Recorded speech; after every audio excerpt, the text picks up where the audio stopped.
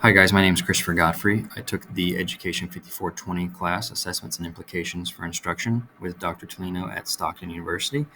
And what I'm going to do today in this presentation is go through the 5 different observations that we were to get conducted on us during implementing strategies in the classroom from the text. The first one had to do with clarifying and understanding learning intentions. I wanted my students to understand, so I wanted to smoothly transition between lessons where they do now that relates to both the previous and next lesson. And this would help, I found this helps students keep a map of learning outcomes that are achieved to become engaged in the learning progression. And learning progressions are important in math because one thing leads to the next.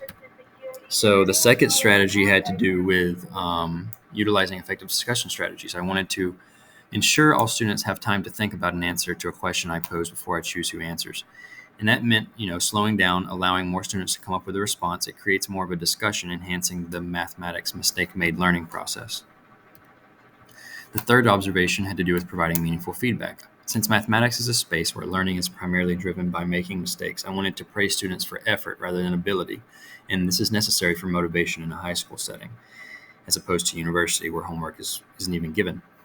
Grading homework for completeness is what I did rather than accuracy. It motivates students to at least try and subdues the initial anxiety about being correct on a first attempt. The fourth observation had to do with activating students as learning resources.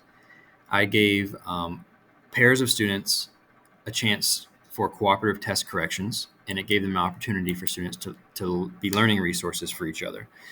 It's a second chance to learn from a different point of view, their peers, after a dramatic experience, taking the test.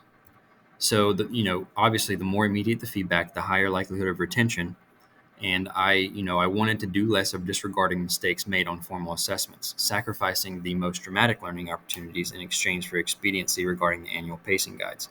Dramatic meaning, it was a lot of energy went into taking the test, so they'll remember about their mistakes and how to correct them more. The fifth observation I wanted to make had to do with activating students as owners of their own learning. So I wanted to make time to help students own the learning, make the time aside from the day-to-day standards. I wanted them to learn how to learn. This gives students the opportunity to transfer themes from their learning processes into other fields of study and experience after high school, which is the goal.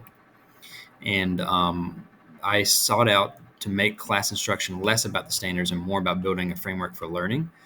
And by doing that, I use the standards as a tool to build individual learning frameworks that students can own for themselves and use throughout their lives.